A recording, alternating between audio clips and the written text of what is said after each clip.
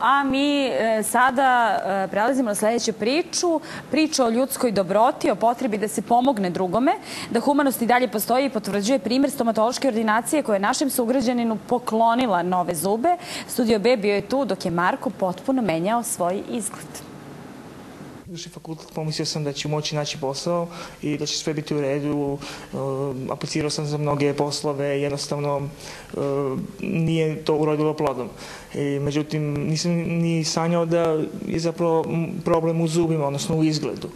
Slao je radne biografije na mnogo mesta. Bio mu je potreban posao i nadao se onom u struci. Posle mnogo odbijanja, malo objašnjenja i mnogo mejlova bez odgovora i ne lakih životnih uslova i bez mnogo povoda za smeh, došao je u ordinaciju sa rukom na ustima. Ponudili su se da mi naprave zube i ja sam prosto bio oduševljen tom činjenicom. Znači, to niko ne bi učinio za mene. U početku jeste bio malo strah, ali s vremenom je jednostavno to prošlo. Kaže nam da zna da izgled nije presudan, ali da daje povode za osmeh, a on se zbog stanja ustima retko smejao. Prošle godine ušao je u ordinaciju da izleči zube koje ima. Proces preskup, on bez dovoljno novca. Zubari kažu da je imao veliki zubni defekt. Napravio je ortopan, potom su mu sanirali neupotrebljive zube, pripremili vilicu za nove i sačinili keramički rad.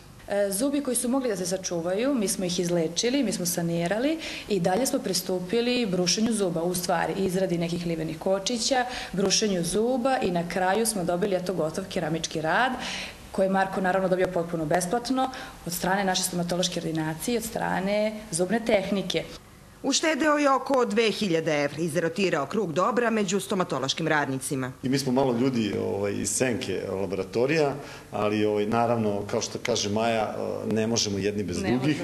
I onda je zadovoljstvo kada laboratorija vidi ovakav rezultat, tako da ovako kad pacijent pohvali laboratoriju, to je to. Bilo bi stvarno fenomenalno kad bi u društvu uopšte bilo više te solidarnosti, ne sad po pitanju samo tih radova u ovom nekom našem poslu, ali generalno gledajući, mislim, možda smo izgubili tu neku nit solidarnosti kao društvo, nažalost.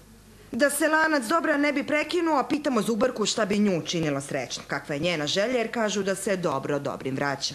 I nekada stvarno jako male stvari čoveka učine puno srećnim i ulepšaju mu život i dan. Eto, nas, na primjer, čini srećnim taj Markov sada osmeh. Čovjek pomaže koliko je u mogućnosti i kako može. Pa svako koji je u mogućnosti, ako može bar malo da pomogne nekome, pa makar to bilo da pomogne i osmehom, da nekome drugom bude bolje, to bi, bila moja želja. I zato smejte se, ispunite joj želju.